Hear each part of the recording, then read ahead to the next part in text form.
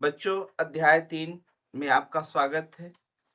अध्याय 3 आपका है दो चरों वाले रैखिक समीकरण युग्म।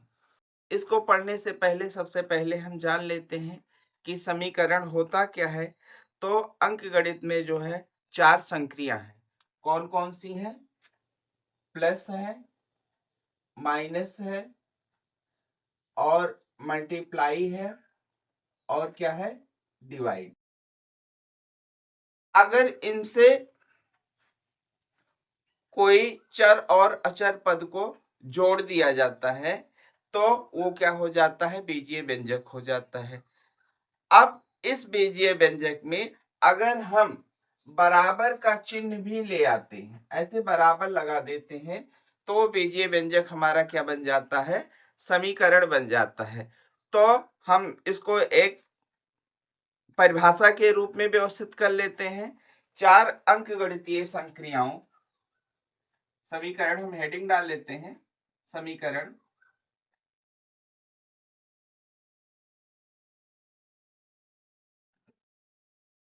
चार अंकगणितीय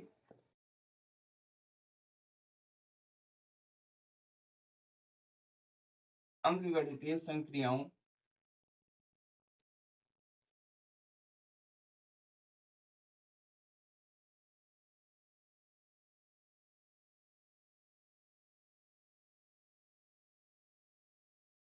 प्लस माइनस मल्टीप्लाई और डिवाइड से जुड़े चर और अचर पद, चर और अचर पद बीजगणितीय व्यंजक कहलाते हैं।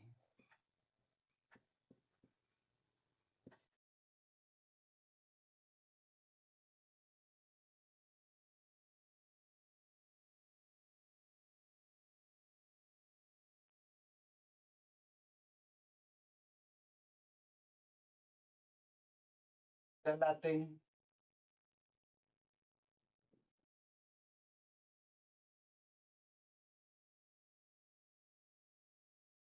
और जब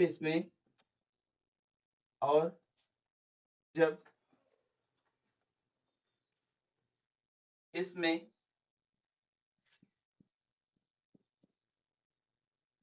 इक्वल टू का चिन्ह लगा देते हैं,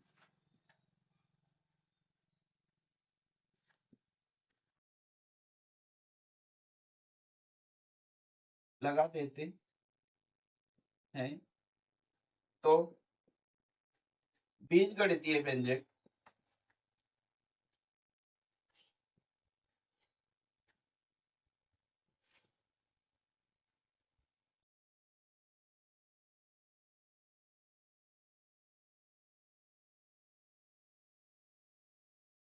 समीकरण बन जाता है।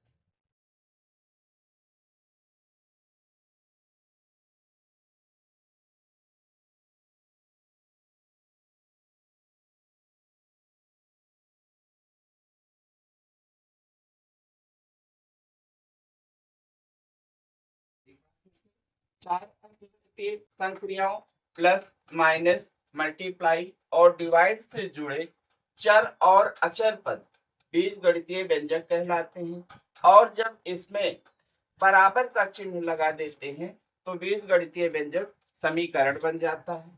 जैसे आपका 3x प्लस 4y और बराबर में हमने 7 लिख दिया। अब ये हमारा क्या है?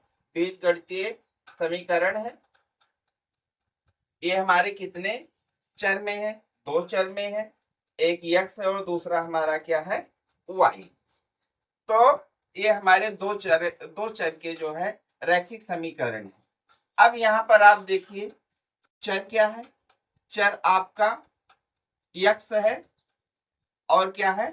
y है, जबकि अचर पद आपकी क्या है? 3 है, 4 है और 7 है। यही बातें हमने इसमें लिखी है कि 4 अंक गणितीय संख्याओं प्लस माइनस मल्टीपल और डिवाइड से जुड़े चर और अचर पद बीजगणितीय व्यंजक कहलाते हैं। अब सबसे पहले हम जानते हैं कि जो ये आपका रैखिक समीकरण युग्म है ये कितने चरों में होता है। ये 2 चरों में होता है। एक हमारा होता है रैखिक रैखिक चर वाले समीकरण। रैखिक चर वाले समीकरण हमारे क्या होते हैं? रैखिक चर वाले समीकरण हमारे, जैसे हमने लिख दिया 6x प्लस में 7 बराबर में हमने क्या लिख दिया 10 लिख दिया, और हम और कोई भी ले सकते हैं। हमने क्या लिख दिया प्लस का 3x लिख दिया। यहाँ पर आप देख रहे हो कि दोनों पक्ष में हमारा यक्स यक्स मौजूद है, मतलब कि एक ही प्रकार का चर है। तो ये जो है आपका क्या कहलाएगा रैखिक चर वाले समीकरण। दूसरा हमारा है दो चर वाले समीकरण। दो चर वाले समीकरण का एग्जाम्पल हमने अभी आपको दिया ही है। हमने यहाँ 3x लिख दिया, प्लस का 4y लिख दिया, और बराबर का हमने 7 लिख दिया। इसमें हमारे कितने चर मौजूद है x और y। तो हमको इस जो रैखिक चर वाले समीकरण है इनका अध्ययन हम प्रारंभिक कक्षाओं में कर चुके हैं। आइए हम सब क्लास 10th में दो चरों वाले रैखिक समीकरण युग्मों के बारे में पढ़ते हैं।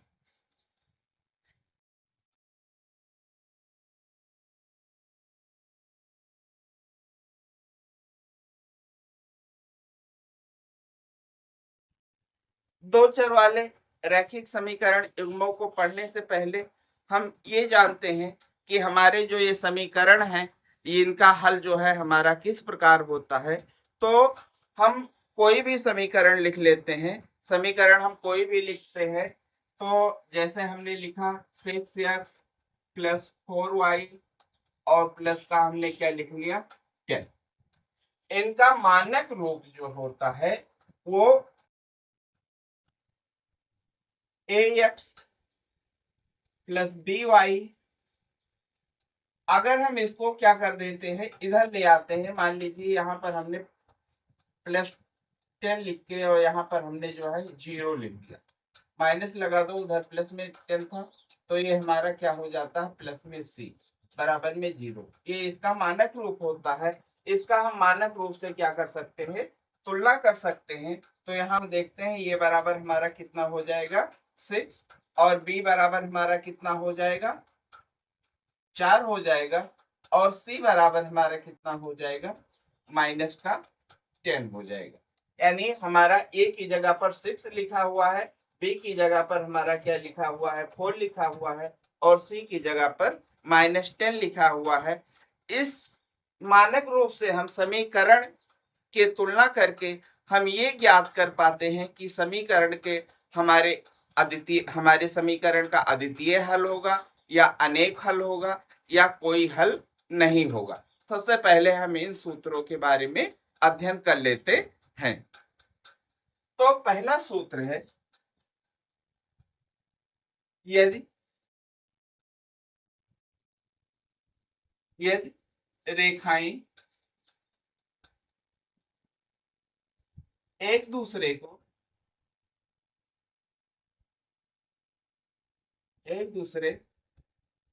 को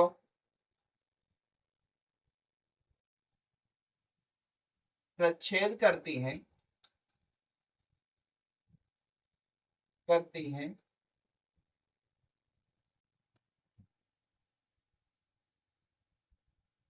तो दिए गए समीकरणों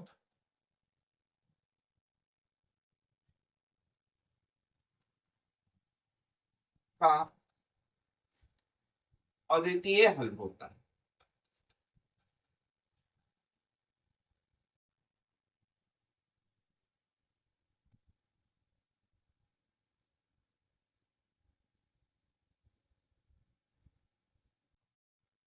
अद्वितीय हल होता है।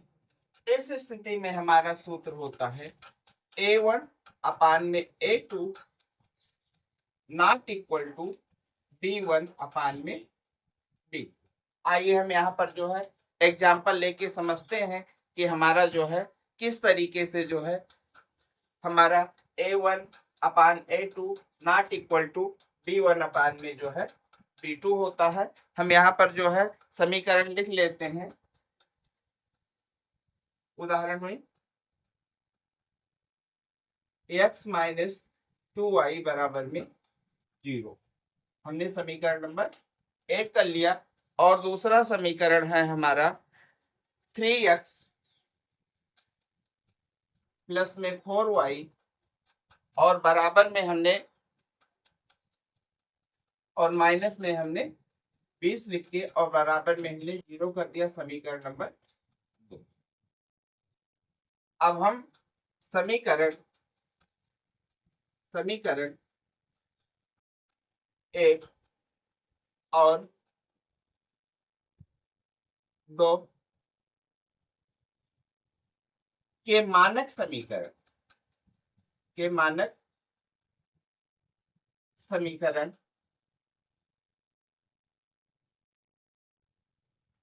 A1x plus B1y plus C1 बराबर 0 और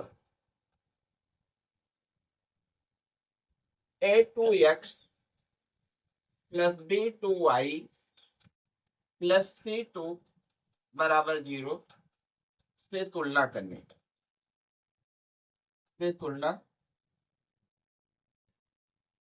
पर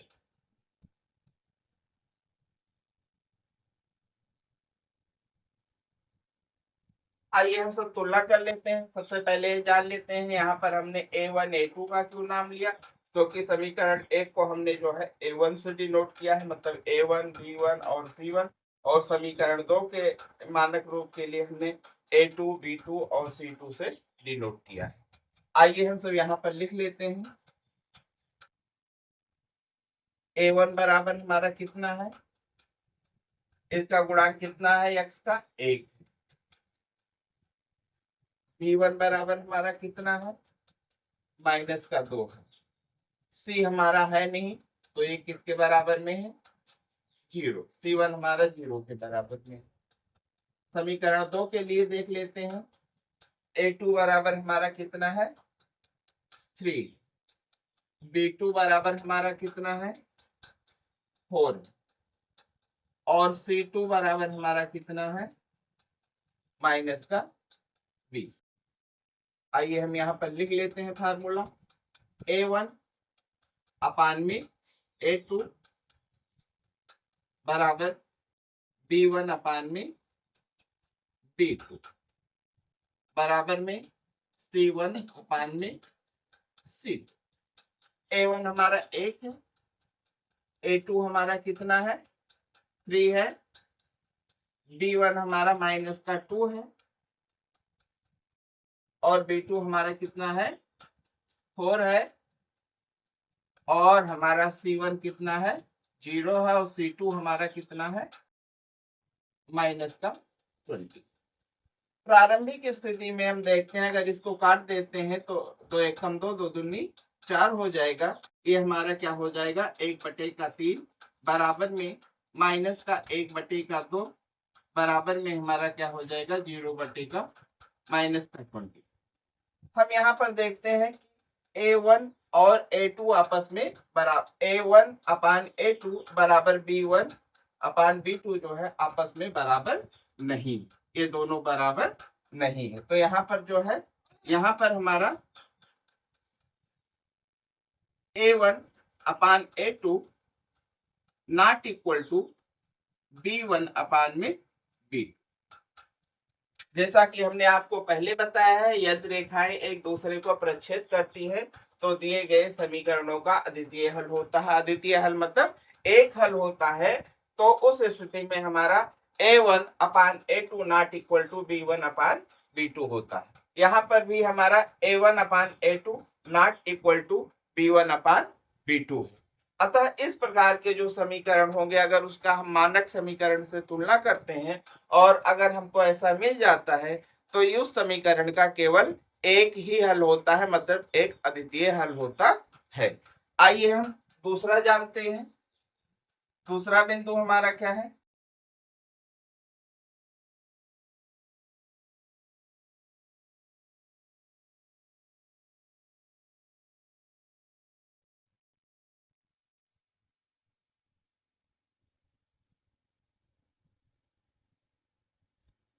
यदि रेखाएं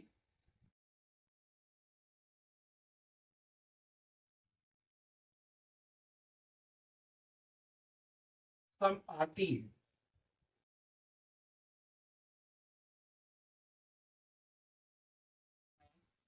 तो दिए गए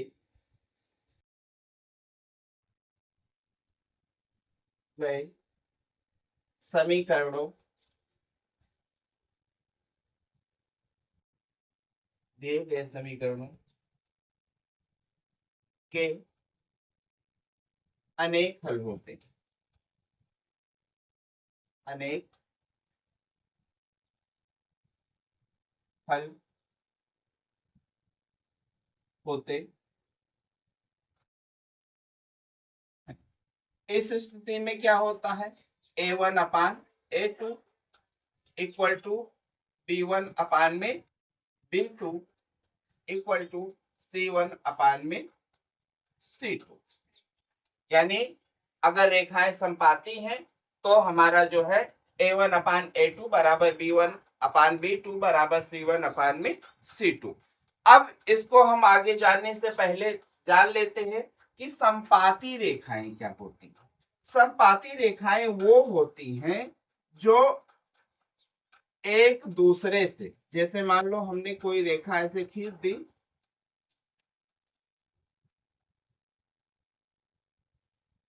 इस तरीके से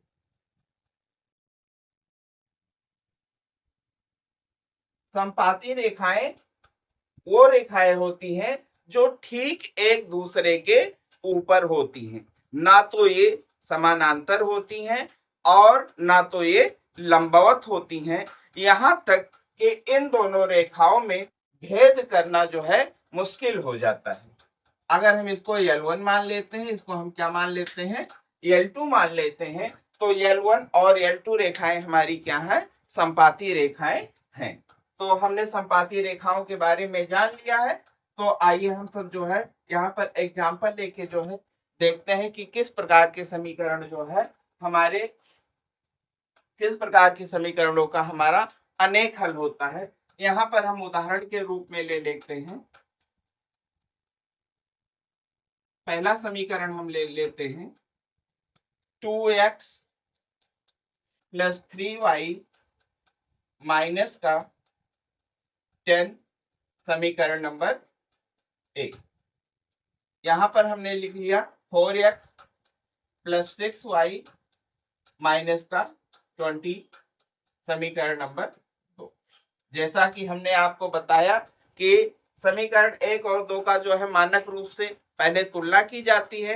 मानक रूप हमने आपको पहले ही बता दिया है। किसी भी समीकरण का मानक रूप जो है ax plus by plus c equal to 0 होता है। यहाँ पर जो है, यहाँ पर भी हम क्या करेंगे? उन मानक समीकरणों से इसकी तुलना कर लेंगे। यहाँ पर हम a1 बराबर कितना लिख देंगे? 2। a2 बराबर कितना लिख देंगे? 4। b1 बराबर कितना लिख देंगे? 3। b2 बराबर हम कितना लिख देंगे? 6 लिख देंगे। और c1 बराबर हमारा कितना है? माइनस का 10 है। और c2 बराबर हमारा कितना है? माइनस का 20। आइए हम तुलना कर लेते हैं। तुलना करने पर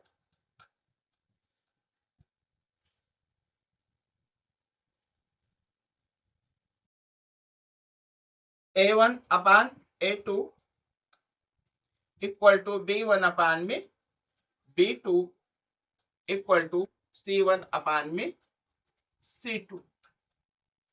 देखते क्या है? 2, 4, 3, 6, माइनस का 10 और माइनस का 20। 2 एकम 2, 2 दूनी 4, 3 एकम 3, 3 दूनी 6, 10 एकम 10, 10 दूनी 20 और माइनस माइनस हमने काट दी। हर स्थिति में हमारा 1/2 आ गया।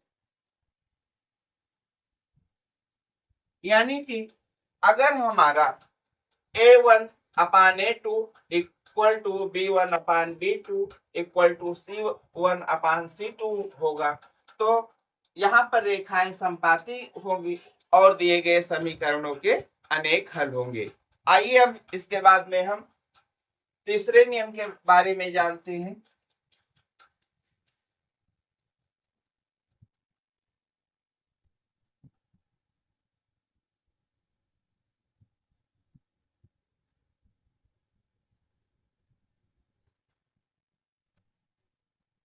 यदि रेखाएं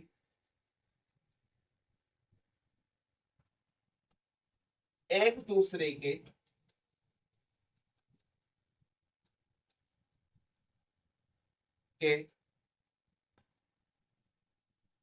समांतर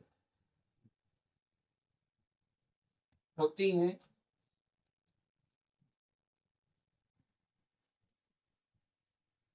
तो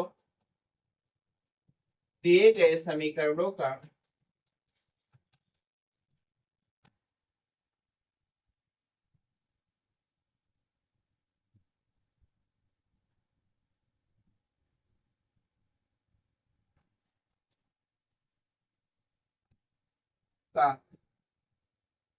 कोई हल नहीं होता, कोई हल नहीं होता।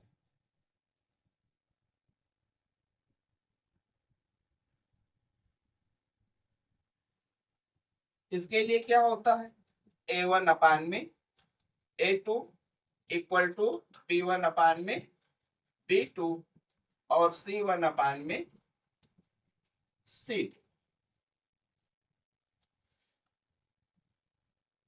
Not equal to B1 upon B2 और C1 अपान C2। इसके लिए हम उदाहरण ले लेते हैं।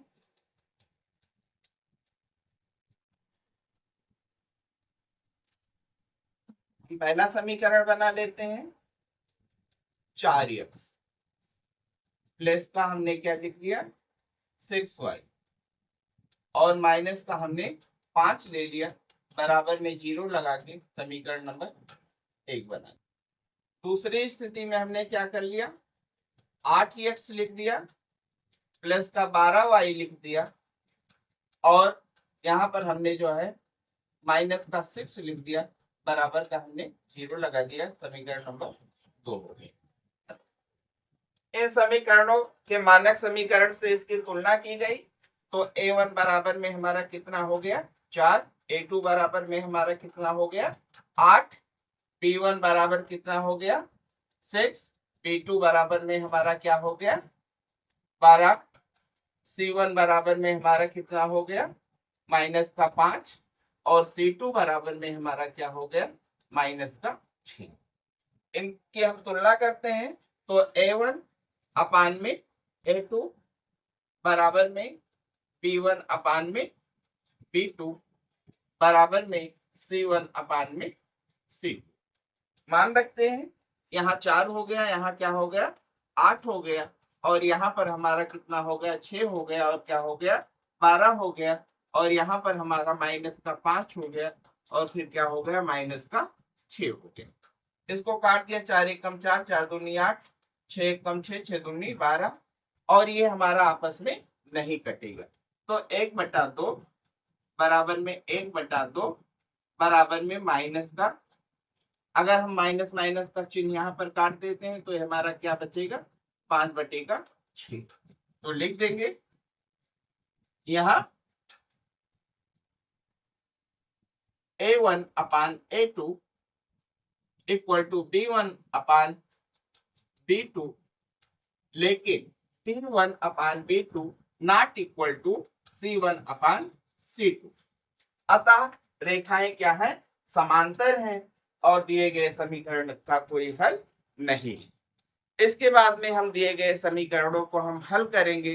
दो चर वाले रैखिक समीकरण जो है हमारे, उनको हल करेंगे और हम जानेंगे कि हमारा जो है समीकरण किस प्रकार हल किया जाता है। लेकिन ये जो आपको 3 फार्मूले बताए गए हैं, इन फार्मूले से आप ये समझ पाएंगे कि जो दिया गया समीकरण है उसका हल अद्वितीय होगा या अनेक हल होंगे या उसका कोई हल नहीं होगा। इस प्रकार हम चेक करके तब हम समीकरण को हल कर सकते हैं। धन्यवाद।